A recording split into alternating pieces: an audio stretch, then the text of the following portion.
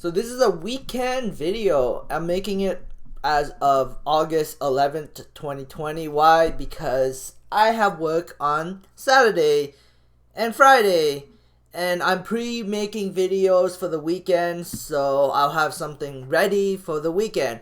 But anyways, in this video, we're going to be talking about, will Electrameccanica fail like the smart card? I don't think so.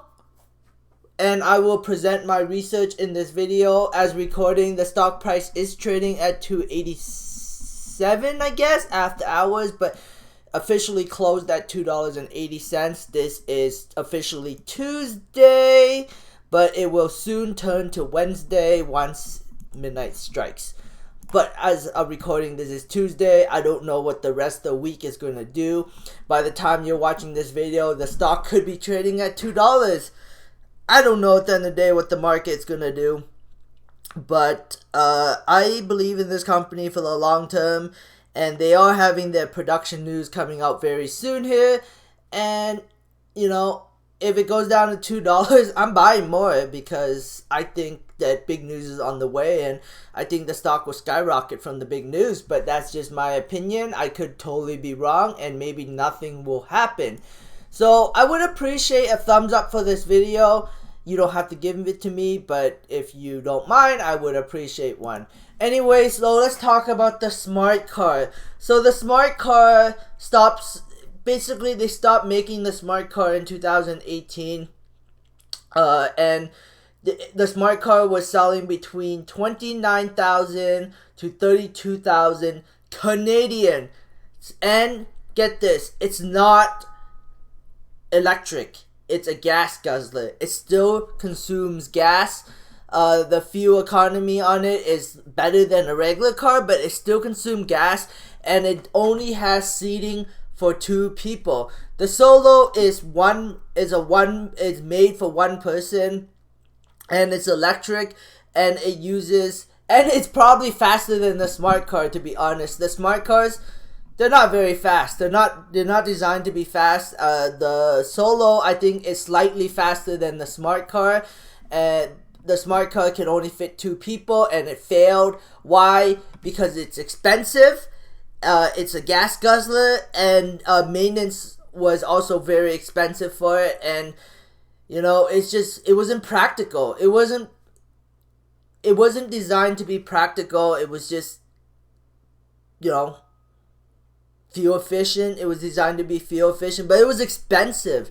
It was really expensive to buy, but it still sold pretty well. At least the first couple years, it sold pretty decently. It sold like 35,000 units, according to my research, but there was a lot of problems with the smart car. That's why it failed, but it still sold decently. I mean, first year sold 25,000 units, and Solo can easily, so that means that I think Solo can easily sell 25,000 units of these new cars, like easily. And that's not including businesses too. So yeah, in 2008 when they launched, they sold 25,000. 2009 they sold a little less than 15. 2010 they sold 5. 2011 they sold 5, and then 2012 they sold 10. So yeah, this is only in the US. And according to this video, why the smart car failed, according to this video, Europe did pretty well for the smart cars. Why? Because the roads are small. So I think the Solo would do very well in European countries. Because why? Because it's electric. 2, it's also small, so it's very maneuverable. Yeah, it only has 1 seat, but most people drive alone anyways. And, you know, the smart car has 2 seats and it failed. So I don't think the Solo having 2 seats would make it succeed. So, and the Solo is way cheaper than the smart car. Way cheaper. Like, the Solo is $20,000 Canadian. Smart car is $29,000 to $32,000 Canadian. And it's not even electric, it's gas. So yeah, I think the smart cars would do very, very well in Canada. But not the smart car, the Solo would do very, very well, you know, in the United States because it's cheaper than the smart car. It's more energy. I mean, it's also fully electric, and on top of that, the whole virus situation that's going on might help with their sales. But I don't think, even with that virus situation, I still think that Solo will be able to sell all their cars for the first 2 years. And then, but the thing is, Solo doesn't just have smart cars.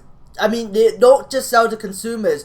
They also sell to businesses. So I do believe that the Solo can sell at least a couple million units in the future if you combine customers and businesses.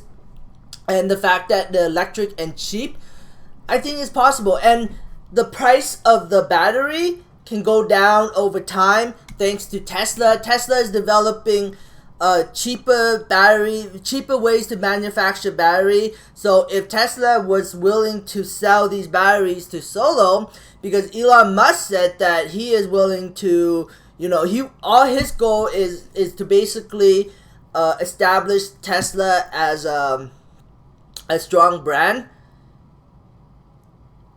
So Elon Musk can sell these batteries to Solo, and then Solo will be able to bring down the price of the electric cars in the future. And then, like, you gotta think about it. How many 7-Elevens out there are there? How many Uber drivers, like Uber and all these food delivery companies? It's a good way for them to advertise their business. Like DHL is a delivery company, right? And how many cars DHL would order, and how many, I don't know what this is. This is a little car making a big difference. What is HA? I don't know what HA is. Maybe some delivery company. But yeah, Easy Park is I think that's like a parking company, and Hilton is a hotel company, so Hilton can buy some cars. And then whatever this is, Apollo Energy, Energy company is advertising their cars on the Solo. Obviously, there is opportunities out there besides customers that they can sell to. Just think about how many 7-Elevens out there. Like, if we look, how many 7-Elevens in the world? How many 7-Elevens in the world? There's 68,000 7-Elevens in the world. Each 7-Eleven can have 2 cars, and they can rotate the cars for delivery. So one car can be charging, and the other car can be sent to delivery. The car come back. He'll take the other car while he charges the other car and rotate, and then just send off delivery. So potentially they could sell like 150,000 cars to 7-Eleven, like, in theory. But that's in theory only. So yeah, there's a lot of 7-Elevens in this world. There's a lot of businesses in this world. And I just think that Solo has a business, and I think Solo will be able to survive and thrive. And at the end of the day, the stock is worth as much as the investors are willing to invest. And I also believe that when they come out with the Tofini, like once they show off the Tofini and the Super Solo, like an actual prototype, I think the stock will take off. I think there's going to be some really big money that wants them to succeed and bring out more Tofinis in the future. So I think that Solo has a future. They just need to execute right. And will management execute? There's always risk with businesses, but right now, just from a balance sheet perspective, if we look at the balance sheet, this is I will go into the earnings report later because I read this whole thing.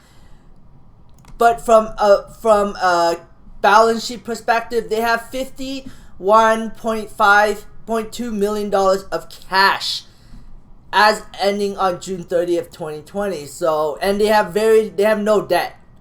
They have derived liabilities, some lease liabilities, but they have no big liabilities. Their cash outpaces their liabilities in a big way. So from a balance sheet perspective, they're safe.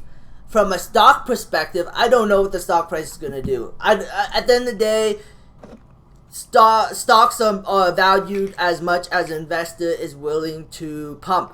So right now, I think Solo is under massive short attack. So I mean, it's temporary. I think the stock will bounce back eventually. Just when, I don't know, but eventually I think it will bounce hard, and it's just when.